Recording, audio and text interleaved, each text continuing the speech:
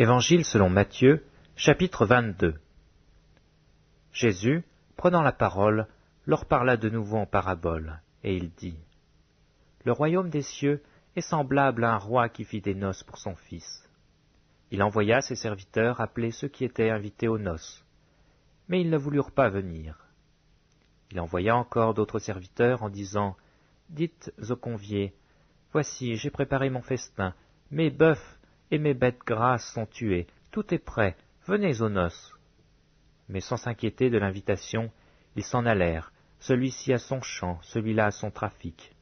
Et les autres se saisirent des serviteurs, les outragèrent et les tuèrent. Le roi fut irrité, il envoya ses troupes, fit périr ses meurtriers et brûla leur ville. Alors il dit à ses serviteurs : Les noces sont prêtes, mais les conviés n'en étaient pas dignes.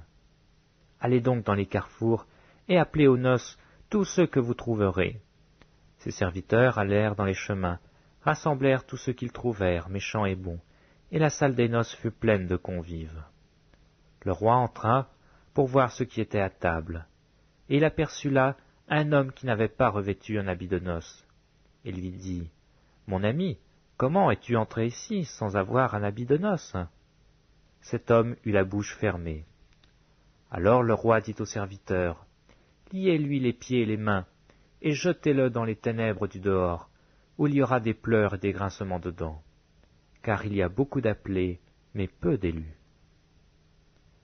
Alors les pharisiens allèrent se consulter sur les moyens de surprendre Jésus par ses propres paroles. Ils envoyèrent auprès de lui leurs disciples avec les Hérodiens qui dirent : Maître, nous savons que tu es vrai, et que tu enseignes la voie de Dieu selon la vérité, sans t'inquiéter de personne, car tu ne regardes pas à l'apparence des hommes. Dis-nous donc ce qu'il t'en semble. Est-il permis, ou non, de payer le tribut à César ? Jésus, connaissant leur méchanceté, répondit : Pourquoi me tendez-vous un piège hypocrite ? Montrez-moi la monnaie avec laquelle on paye le tribut. Et lui présentèrent un denier. Il leur demanda : De qui sont cette effigie et cette inscription ? De César, lui répondirent-ils. Alors il leur dit : Rendez donc à César ce qui est à César, et à Dieu ce qui est à Dieu. Étonnés de ce qu'ils entendaient, ils le quittèrent et s'en allèrent. Le même jour, les Sadducéens, qui disent qu'il n'y a point de résurrection, vinrent auprès de Jésus et lui firent cette question. Maître, Moïse a dit, si quelqu'un meurt sans enfant, son frère épousera sa veuve, et suscitera une postérité à son frère. Or, il y avait parmi nous 7 frères. Le premier se maria et mourut. Et comme il n'avait pas d'enfant, il laissa sa femme à son frère. Il en fut de même du second, puis du troisième, jusqu'au 7e. Après eux tous, la femme mourut aussi. À la résurrection, duquel des 7 sera-t-elle donc la femme, car tous l'ont eue ? Jésus leur répondit : Vous êtes dans l'erreur, parce que vous ne connaissez ni les Écritures, ni la puissance de Dieu. Car à la résurrection, les hommes ne prendront point de femmes, ni les femmes de mari, mais ils seront comme des anges de Dieu dans le ciel. Pour ce qui est de la résurrection des morts, n'avez-vous pas lu ce que Dieu vous a dit ? Je suis le Dieu d'Abraham, le Dieu d'Isaac et le Dieu de Jacob. Dieu n'est pas le Dieu des morts, mais des vivants. La foule qui écoutait fut frappée de l'enseignement de Jésus.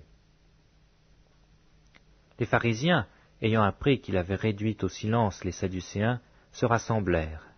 Et l'un d'eux, docteur de la loi, lui fit cette question pour l'éprouver. Maître, quel est le plus grand commandement de la loi ? Jésus lui répondit : Tu aimeras le Seigneur ton Dieu de tout ton cœur, de toute ton âme et de toute ta pensée. C'est le premier et le plus grand commandement. Et voici le second, qui lui est semblable. Tu aimeras ton prochain comme toi-même. De ces 2 commandements dépendent toute la loi et les prophètes. Comme les pharisiens étaient assemblés, Jésus les interrogea en disant : Que pensez-vous du Christ ? De qui est-il le fils ? Ils lui répondirent : De David. Et Jésus leur dit : Comment donc David, animé par l'Esprit, l'appelle-t-il Seigneur lorsqu'il dit : Le Seigneur a dit à mon Seigneur : assieds-toi à ma droite, jusqu'à ce que je fasse de tes ennemis ton marchepied. Si donc David l'appelle Seigneur, comment est-il son fils? Nul ne put lui répondre un mot, et depuis ce jour, personne n'osa plus lui proposer des questions. Évangile selon Matthieu, chapitre 23. Alors Jésus, parlant à la foule et à ses disciples, dit : Les scribes et les pharisiens sont assis dans la chaire de Moïse. Faites donc et observez tout ce qu'ils vous disent, mais n'agissez pas selon leurs œuvres, car ils disent et ne font pas. Ils lient des fardeaux pesants et les mettent sur les épaules des hommes, mais ils ne veulent pas les remuer du doigt.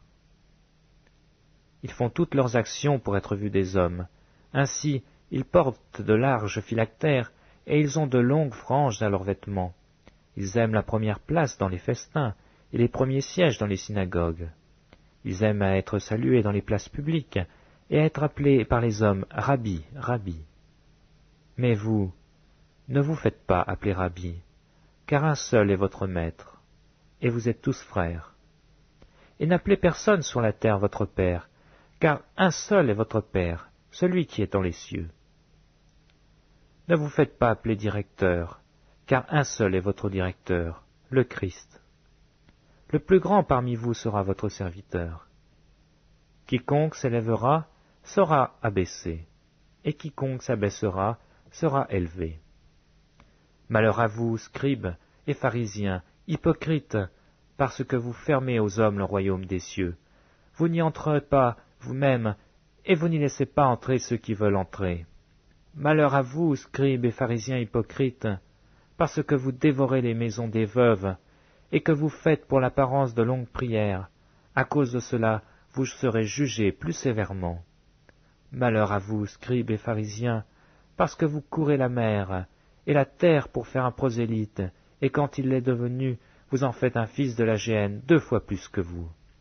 Malheur à vous, conducteurs aveugles, qui dites : si quelqu'un jure par le temple, ce n'est rien, mais si quelqu'un jure par l'or du temple, il est engagé. Insensés et aveugles, lequel est le plus grand, l'or ou le temple qui sanctifie l'or? Si quelqu'un, dites-vous encore, juge par l'autel, ce n'est rien, mais si quelqu'un jure par l'offrande qui est sur l'autel, il est engagé. Aveugle, lequel est le plus grand, l'offrande ou l'autel qui sanctifie l'offrande? Celui qui jure par l'autel et par tout ce qui est dessus. Celui qui jure par le temple et par celui qui habite. Et celui qui jure par le ciel, jure par le trône de Dieu et par celui qui est assis. Malheur à vous, scribes et pharisiens hypocrites, parce que vous payez la dîme de la menthe, de la nette et du cumin, et que vous laissez ce qui est plus important dans la loi, la justice, la miséricorde et la fidélité.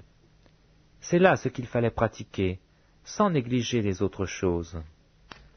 Conducteurs aveugles, qui coulez le moucheron et qui avalez le chameau. Malheur à vous, scribes et pharisiens hypocrites, parce que vous nettoyez le dehors de la coupe et du plat, et qu'au-dedans ils sont pleins de rapine et d'intempérance. Pharisiens aveugles, nettoie premièrement l'intérieur de la coupe et du plat, afin que l'extérieur aussi devienne net. Malheur à vous, scribes et pharisiens hypocrites, parce que vous ressemblez à des sépulcres blanchis, qui paraissent beaux au dehors, et qui au-dedans sont pleins d'ossements de mort et de toute espèce d'impureté. Vous de même, au dehors, vous paraissez justes aux hommes, mais au-dedans vous êtes pleins d'hypocrisie et d'iniquité. Malheur à vous, scribes et pharisiens hypocrites, parce que vous bâtissez les tombeaux des prophètes et ornez les sépulcres des justes, et que vous dites : si nous avions vécu du temps de nos pères, nous ne serions pas joints à eux pour répandre le sang des prophètes. Vous témoignez ainsi contre vous-même que vous êtes les fils de ceux qui ont tué les prophètes.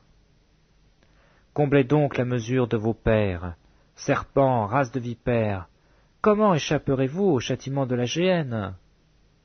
C'est pourquoi, voici, je vous envoie des prophètes, des sages et des scribes.